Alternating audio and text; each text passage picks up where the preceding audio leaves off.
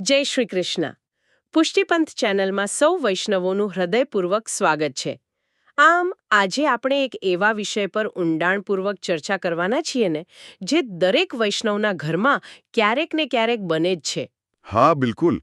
આ બહુ જ સામાન્ય બાબત છે, પણ સાથે ખૂબ જ સંવેદનશીલ પણ છે. બરાબર. એટલે આપણે રોજ સવારે વહેલા ઉઠીને ખૂબ પ્રેમથી આપણા શ્રી ઠાકોરજીને જગાડીએ, પોતાના હાથે ઝારીજી ભરીએ, સ્નાન કરાવીએ, આ બધું જાણે આપણો શ્વાસ બની ગયો હોય છે. એ આપણો નિત્યક્રમ અને જીવનનો આધાર બની ગયો હોય. હા, પણ અચાનક જ ઘરમાં કોઈ સ્વજનનું મૃત્યુ થાય કે પછી કોઈ નવા બાળકનો જન્મ થાય અને આપણને કહેવામાં આવે કે હવે 10 કે 16 દિવસ સુધી પ્રભુના ઓરડામાં પ્રવેશી શકાશે નહીં. અને આપણે એમને સ્પર્શ પણ નહીં કરી શકીએ. સાચી વાત છે. એક સાચા વૈષ્ણવ માટે પોતાના પ્રભુની સેવાથી આ રીતે દૂર રહેવું એ કોઈ મોટા વજ્રાઘાતથી ઓછું નથી હોતું. આપણે ત્યાં આને સૂતક લાગ્યું છે કે પિંડરું બેઠું છે તેવું કહેવાય છે. હા, જેને શાસ્ત્રીય ભાષામાં વૃદ્ધિ પણ કહેવામાં આવે છે. તો આજે મારે આ વિષયના મૂળ સુધી જવું છે. મતલબ કે શું આ માત્ર કોઈ રૂઢિચુસ્ત પ્રથા છે? શું આ માત્ર વર્ષોથી ચાલતી આવતી એક પરંપરા છે જેને આપણે આંખ બંધ કરીને પાળીએ છીએ? કે પછી આની પાછળ કોઈ આધ્યાત્મિક તર્ક છે? બરાબર. શું કોઈ અદ્ભુત વિજ્ઞાન છુપાયેલું છે જે આપણને પ્રભુની વધુ નજીક લઈ જાય છે? આજના આ સત્રનો ઉદ્દેશ્ય માત્ર નિયમોની યાદી આપવાનો નથી, પરંતુ આ મર્યાદાઓ પાછળ છુપાયેલા આપણા અદ્ભુત પુષ્ટિમાર્ગીય ભાવને સમજવાનો છે. આ ખરેખર બહુ જ ઊંડો વિષય છે. જુઓ, આપણે જ્યારે આ નિયમોની ચર્ચા કરીએ ત્યારે સૌથી પહેલાં તો મનમાંથી એ વાત કાઢી નાખવી જોઈએ કે આ કોઈ અંધશ્રદ્ધા છે. આની પાછળ એક અત્યંત વૈજ્ઞાનિક અને આધ્યાત્મિક સમજણ છે. આ બંને શબ્દોને જો પહેલાં સમજીએ તો મૃત્યુ સમયે પડાતી મર્યાદા એટલે સૂતક અને જન્મ સમયે પડાતી મર્યાદા એટલે પિંડરું અથવા વૃદ્ધિ. હા, એ તો આપણે રોજિંદા વ્યવહારમાં બોલીએ જ છીએ. બરાબર. હવે આપણા પુષ્ટિમાર્ગનો પાયો શું છે? એ જ કે આપણે પ્રભુને કોઈ ઐશ્વર્યવાન ભગવાન તરીકે નથી ભજતા, પરંતુ આપણે તેમને સુકુમાર એટલે કે અત્યંત નાજુક બાળક તરીકે ભજીએ છીએ. બિલકુલ, એક આનંદ સ્વરૂપ બાળક તરીકે, યશોદાજીના લાલા તરીકે ભજીએ છીએ. હવે વિચારો, મૃત્યુ વખતે ઘરમાં એક બહુ મોટો શોક હોય છે, રડારોડ હોય છે. હા, વાતાવરણ એકદમ ભારે હોય. અને બીજી તરફ જન્મ વખતે દુનિયાવી હર્ષ હોય, સગા વહાલાઓની સતત અવરજવર હોય અને ઉત્સવનો એક પ્રકારનો ઘોંઘાટ હોય છે. એટલે બંને પરિસ્થિતિઓમાં ઘરનું વાતાવરણ શાંત તો નથી જ હોતું. એકદમ સાચું. વાતાવરણ અશાંત થઈ જાય છે. મનમાં અનેક પ્રકારના દુનિયાવી વિચારો ચાલતા હોય છે. અને પુષ્ટિમાર્ગનો સિદ્ધાંત એ છે કે અશાંત અને ઉદ્વેગવાળા મને ક્યારેય પ્રભુની સેવા ન થઈ શકે. પણ અહીં મને એક બહુ મોટો પ્રશ્ન થાય છે. તમે કહ્યું કે પ્રભુ સુકુમાર છે, પણ સાથે જ આપણા શાસ્ત્રો એવું પણ કહે છે કે શ્રી ઠાકોરજી તો પૂર્ણ પુરુષોત્તમ છે. તે તો આખી સૃષ્ટિના સર્જનહાર છે. હા, નિસ્સંદેહ. તો પછી આપણા ઘરમાં થતા એક સામાન્ય જન્મ કે મૃત્યુના દુન્યવી હર્ષ કે શોકના તરંગોથી આ સર્જનહારને શું ફરક પડે? આ તો એવું થયું ને કે ભગવાનને આપણાથી રક્ષણની જરૂર છે. શું આ વાત થોડી વિરોધાભાસી નથી લાગતી? બહુ જ સચોટ પ્રશ્ન છે આ. અને આ જ પ્રશ્નનો જવાબ પુષ્ટિમાર્ગનું હાર્દ છે. હા, શ્રી ઠાકોરજી પૂર્ણ પુરુષોત્તમ છે અને તેમને કોઈ દુનિયાવી વસ્તુની અસર થતી નથી. પરંતુ સેવકના ભાવમાં તે માત્ર એક નાનકડું બાળક છે. ઓહો, એટલે ઐશ્વર્ય કરતાં વાત્સલ્ય ભાવ મહત્વનો છે. ચોક્કસ. આપણે ત્યાં ઐશ્વર્ય કરતાં માધુર્ય અને વાત્સલ્ય ભાવનું મહત્વ વધારે છે. જો તમે એવું માનો કે મારા પ્રભુ તો ભગવાન છે, એમને કોઈ અસર ન થાય, તો તમારો વાત્સલ્ય ભાવ ત્યાં જ તૂટી જાય છે. હું સમજી. આ મર્યાદા પ્રભુના રક્ષણ માટે નથી, પણ તમારા પોતાના હૃદયમાં રહેલા એ વાત્સલ્ય ભાવના રક્ષણ માટે છે. વિજ્ઞાનની ભાષામાં વાત કરીએ તો જન્મ અને મૃત્યુ સમયે વાતાવરણમાં ચોક્કસ પ્રકારના સ્પંદનો એટલે કે વાઇબ્રેશન્સ ઉત્પન્ન થાય છે. હા, એવું કહેવાય છે. મૃત્યુના સમયે અત્યંત તામસિક એટલે કે નકારાત્મક અને ભારે સ્પંદનો હોય છે, અને જન્મના સમયે અત્યંત રાજસિક એટલે કે દુન્યવી આસક્તિવાળા સ્પંદનો હોય છે. પ્રભુની સેવા માટે એકદમ સાત્વિક અને શાંત વાતાવરણની જરૂર હોય છે. એટલે પ્રભુ પર આ તરંગોની અસર ન પડે તે માટે નહીં, પણ સેવકના મનની અશુદ્ધિ પ્રભુની સેવામાં ખલેલ ન પહોંચાડે તે માટે આ અંતર રાખવામાં આવે છે. એકદમ બરાબર સમજ્યા તમે. આ સમજૂતી બહુ જ સ્પષ્ટ છે. જો હું આને એક ઉદાહરણથી સમજવાનો પ્રયત્ન કરું તો માનીનો કે આપણા ઘરમાં કોઈ અત્યંત નાજુક નવજાત શિશુ છે. આપણે શું કરીએ છીએ? આપણે એ બાળકને ઘરના ઘોંઘાટવાળા વાતાવરણથી એકદમ દૂર રાખીએ છીએ ને? હા, એનું પૂરેપૂરું ધ્યાન રાખીએ. જો ઘરમાં કોઈ બીમાર હોય અથવા બહારથી ઘણા બધા મહેમાનો આવતા હોય તો આપણે એને બાળકના રૂમમાં જવા દેતા નથી. એને આપણે અંધશ્રદ્ધા નથી કહેતા. એને આપણે બાળકની સુરક્ષા કહીએ છીએ. સાચી વાત છે. એવી જ રીતે આપણા ઘરમાં બિરાજતા શ્રી ઠાકોરજી એ કોઈ માત્ર ધાતુ કે પથ્થરની મૂર્તિ નથી. એ સાક્ષાત આપણું નાનકડું બાળક છે. એટલે એમના અત્યંત સુકુમાર ભાવને સાચવવા આ દુનિયાવી હર્ષ અને શોકના વાતાવરણથી એમને થોડા દૂર રાખવામાં આવે છે. બરાબર. અને આ અંતર રાખવું એ કોઈ સજા નથી, પરંતુ એ પ્રભુ પ્રત્યેની એક અત્યંત ઉચ્ચ કક્ષાની સંવેદનશીલતા છે. તમે તમારા શોક કે તમારા હર્ષ કરતાં પ્રભુની શાંતિને વધારે મહત્વ આપો છો, એ જ સૌથી મોટી સેવા છે. આ અંતર અને મર્યાદાનો તર્ક બહુ સરસ સમજાયો. પણ જો આપણે આ મર્યાદા સ્વીકારીએ તો પછી એનો સમયગાળો કેટલો હોવો જોઈએ? એટલે કે ઘરમાં કોઈ નવા જીવનો પ્રવેશ થાય ત્યારે વાસ્તવમાં કેટલા દિવસની મર્યાદા પાળવાની હોય છે? આમાં ઘણી વિવિધતા જોવા મળે છે. હા, અને અહીંયા મારે સમાજમાં પ્રચલિત એક બહુ મોટી માન્યતા પર તમારો દૃષ્ટિકોણ જાણવો છે. મેં અનેક વૈષ્ણવ પરિવારોમાં જોયું છે કે જો ઘરમાં દીકરો જન્મે તો પિંડરના દિવસો વધારે હોય છે અને જો દીકરી જન્મે તો પિંડરના દિવસો ઓછા પાળવામાં આવે છે. અરે હા, આ બહુ જોવા મળે છે. તો શું આ ભેદભાવ પાછળ કોઈ શાસ્ત્રીય આધાર છે ખરો? હું બહુ જ સ્પષ્ટ શબ્દોમાં કહેવા માંગીશ કે આ માન્યતા સંપૂર્ણપણે ખોટી છે અને તેમાં લેશમાત્ર પણ સત્ય નથી. ઓહો. પુષ્ટિમાર્ગ અને આપણા તમામ શાસ્ત્રોની દૃષ્ટિએ જોવા જઈએ તો પ્રભુ માટે તમામ જીવ સમાન છે. પ્રભુના દરબારમાં દીકરો કે દીકરી એવો કોઈ ભેદભાવ હોતો જ નથી. આત્માનું કોઈ લિંગ નથી હોતું.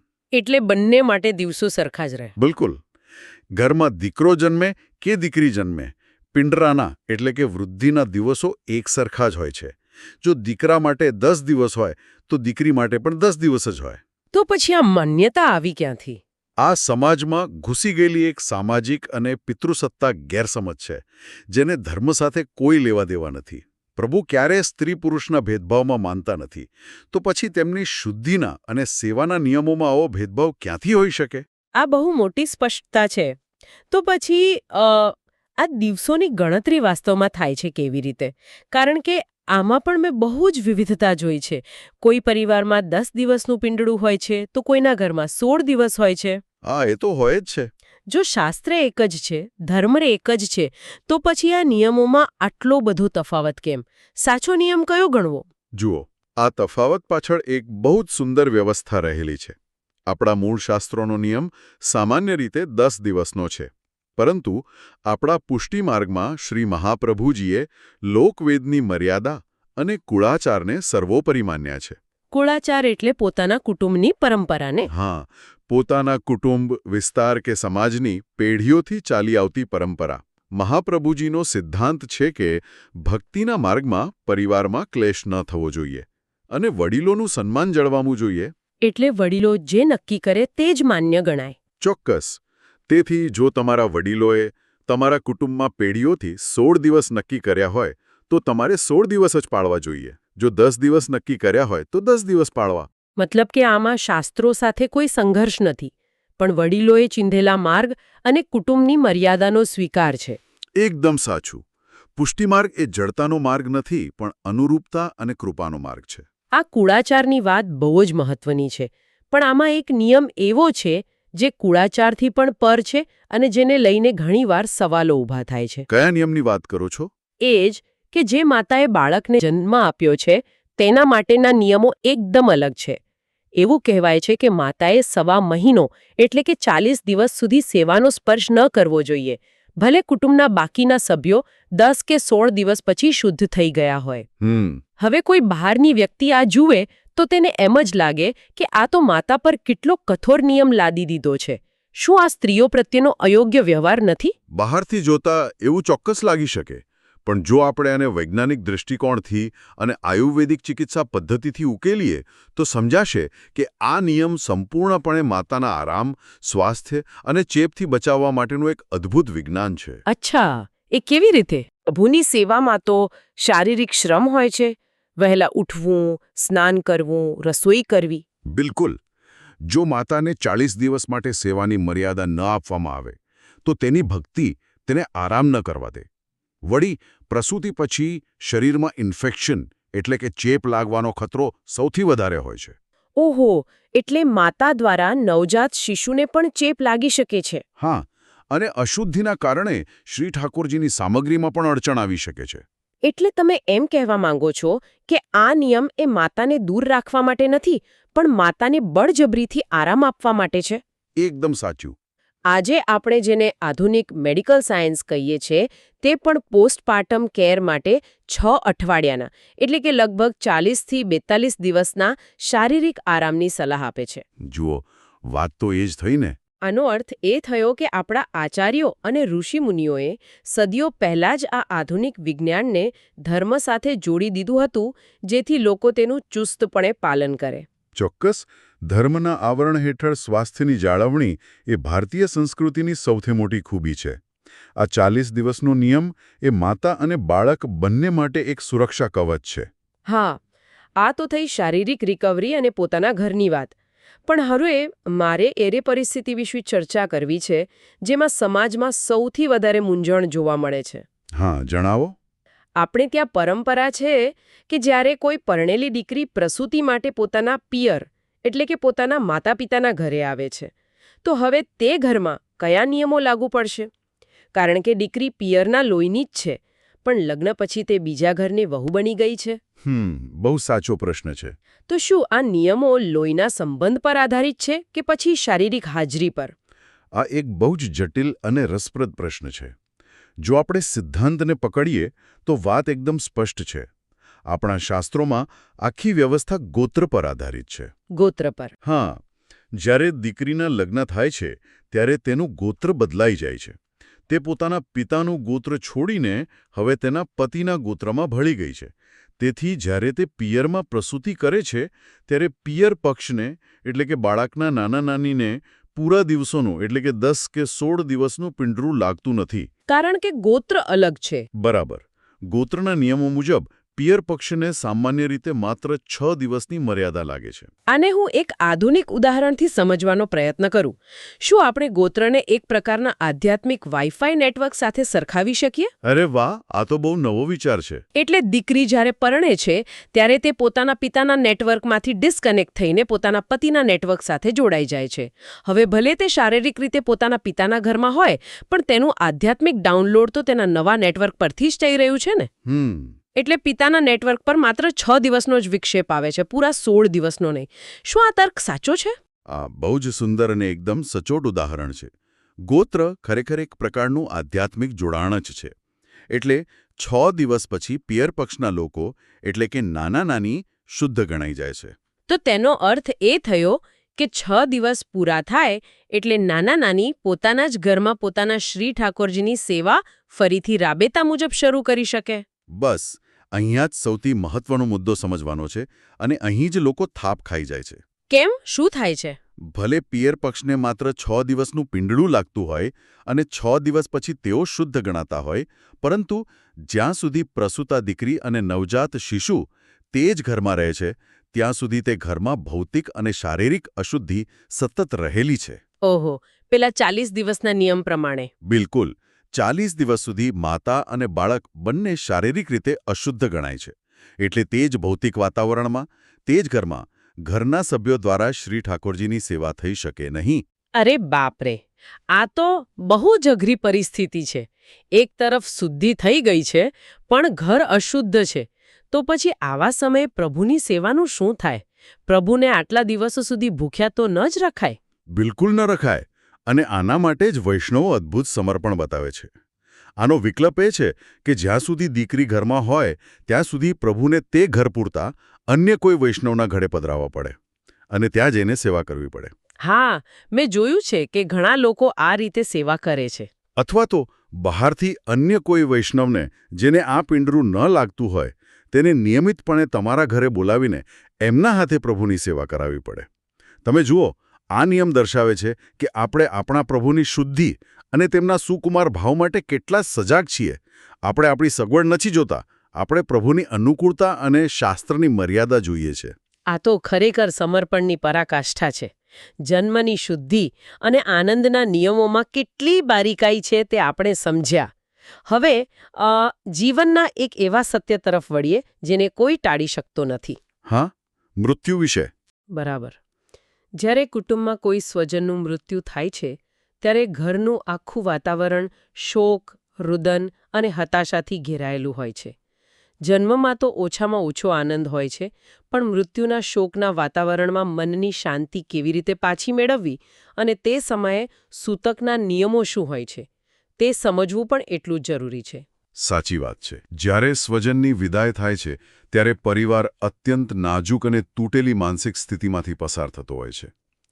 શાસ્ત્રો મુજબ આવા સમયે 10થી 13 દિવસ અને કુળાચાર મુજબ 16 દિવસનું સૂતક લાગે છે.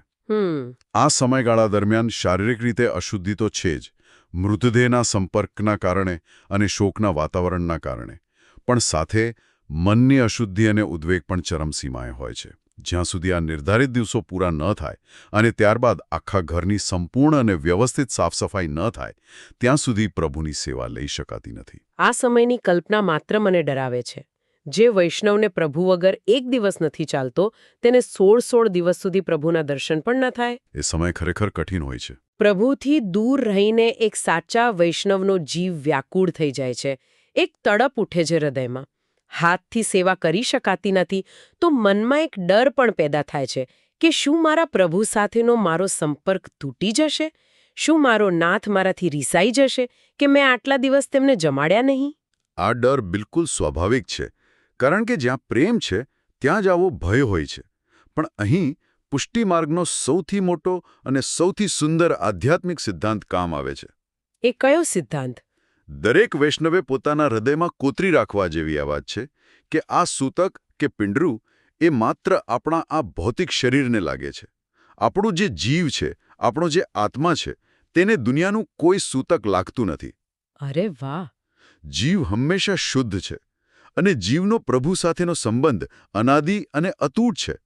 એ સંબંધને દુનિયાની કોઈ શારીરિક મર્યાદા કાપી શકતી નથી. આ વિચાર બહુ મોટી સાંત્વના આપે છે. જો હું આને પણ એક ઉદાહરણથી સમજું તો શું ભૌતિક સેવા એ જાણે ટપાલ ખાતા દ્વારા કાગળ મોકલવા જેવી છે? હા, કહી શકાય. એટલે સૂતક લાગ્યું એટલે ટપાલ ખાતું, એટલે કે આપણે શરીર 16 દિવસ માટે બંધ થઈ ગયું, પણ મારો આત્મા એ સીધો ટેલિપેથિક કનેક્શન છે પ્રભુ સાથે. ટપાલ ખાતું ભલે બંધ હોય પણ મારું ટેલિપેથિક કનેક્શન તો 24 કલાક ચાલુ જ રહે છે, ખરું ને? અદ્ભુત. એકદમ સચોટ વાત કરી તમે. અને આ જ ટેલિપેથિક કનેક્શનને આપણા પુષ્ટિમાર્ગમાં માનસી સેવા કહેવામાં આવે છે. શારીરિક સ્પર્શ ભલે વર્જિત હોય, પણ માનસિક સ્મરણ પર કોઈનો પ્રતિબંધ નથી. અને માનસી સેવા એ પુષ્ટિમાર્ગનું સર્વોચ્ચ શિખર છે. તો પછી આ સૂતકના દિવસોમાં વૈષ્ણવોએ આ માનસી સેવા કેવી રીતે કરવી જોઈએ? બહુ જ સરળ અને અત્યંત ભાવપૂર્ણ રીતે. તમે ભલે મંદિરમાં કે ઠાકોરજીના ઓરડામાં ન જઈ શકો, પણ એક જગ્યાએ બેસીને આંખો બંધ કરો. મનમાં તમારા શ્રી ઠાકોરજીના નિજ મંદિરના દ્વાર ખોલો. બધું જ ભાવથી. હા, અત્યંત ભાવથી પ્રભુને જગાડો, લાડ લડાવો, મનમાં જલ ભરો, પ્રભુને સ્નાન કરાવો, મનમાં જ તેમના માટે સુંદર વસ્ત્રો પસંદ કરો, શૃંગાર કરો અને અત્યંત ભાવથી તેમને ભોગ ધરો. આ બધું જ તમે તમારા મનના સિંહાસન પર કરી શકો છો. પ્રભુ તો ભાવનાના ભૂખ્યા છે, તમારા શરીરના સ્પર્શના નહીં. આનો અર્થ એ થયો કે શારીરિક રીતે દૂર હોવા છતાં વૈષ્ણવ એક ક્ષણ માટે પણ પ્રભુથી અલગ પડતો નથી. બિલકુલ. આ ઉપરાંત વૈષ્ણવો સતત અષ્ટાક્ષર મંત્ર શ્રી કૃષ્ણ શરણમ મમનો માનસિક જાપ કરી શકે છે. હા, એનાથી મનને બહુ શાંતિ મળે. યમનાષ્ટકનો પાઠ કરી શકે, નવરત્ન સ્તોત્રનો પાઠ કરી શકે, શ્રી મહાપ્રભુજીના ગ્રંથોનું મનન કરી શકે. આ બધું કરવાથી મનને જે શાંતિ મળશે તે મૃત્યુના શોકના સમયમાંથી બહાર આવવા માટે એક બહુ મોટી જડીબુટ્ટીનું કામ કરશે. આખી ચર્ચાને જો એક સૂત્રમાં બાંધવી હોય તો આ મર્યાદાઓ એ માત્ર કોઈ જૂનવાણી પ્રથા નથી. તે પ્રભુના સુકુમાર ભાવની રક્ષા, આપણા ઘરની ભૌતિક શુદ્ધિ, રોગો સામેનું વૈજ્ઞાનિક રક્ષણ અને સાથે સાથે વૈષ્ણવના માનસિક સંતુલનનો એક અદ્ભુત સમન્વય છે. હા, અને આ દિવસો ખરેખર આપણી ધીરજ અને આપણા સમર્પણની સૌથી મોટી કસોટી હોય છે. અને આ ઊંડાણપૂર્વકની ચર્ચાના અંતે હું એક બહુ જ ઊંડો અને વિચારવા જેવો પ્રશ્ન મૂકી રહી છું. આપણે કાયમ એવું માનીએ છીએ કે પ્રભુની શારીરિક નજીક જવાથી, તેમને સ્પર્શ કરવાથી જ પ્રેમ વધે છે. સાચી વાત છે. પણ શું એવું ન બની શકે કે આ સૂતક કે પિંડરાના દિવસોમાં, જ્યારે આપણે પ્રભુને ભૌતિક રીતે સ્પર્શ નથી કરી શકતા, ત્યારે જ આપણી માનસી સેવા અને પ્રભુ પ્રત્યેની વિરહની ભાવના સૌથી વધુ તીવ્ર અને સૌથી વધુ શુદ્ધ હોય છે? શ્રી મહાપ્રભુજીએ પણ વિરહતાપને પુષ્ટિમાર્ગમાં બહુ મોટું સ્થાન આપ્યું છે. બિલકુલ, વિરહમાં જ પ્રેમની સાચી કસોટી થાય છે. તો કદાચ આ શારીરિક દૂરી, આ મર્યાદાઓ આપણા આત્માને પ્રભુની વધુ નજીક લઈ જતી હોય એવું નથી લાગતું? આ વિચાર પર આપણે સૌએ ચોક્કસ મનન કરવું જોઈએ. અદ્ભુત વિચાર છે. આ જ્ઞાન તમામ વૈષ્ણવો સાથે વહેંચવાનો છે. જો મારાથી કોઈ ભૂલ થઈ હોય તો કૃપા કરીને મને માફ કરજો અને કમેન્ટ્સમાં જણાવજો, જેથી આપણે તેને સુધારી શકીએ. કૃપા કરીને આ વિડિયો વોટ્સએપ પર શેર કરજો, જેથી અન્ય વૈષ્ણવોને પણ આ જ્ઞાન મળી શકે. અને કૃપા કરીને નીચે કમેન્ટ કરીને સૂચવજો કે આપણે આપણા આગામી વિડીયોમાં કયા વિષય પર ચર્ચા કરવી જોઈએ. જય શ્રી કૃષ્ણ.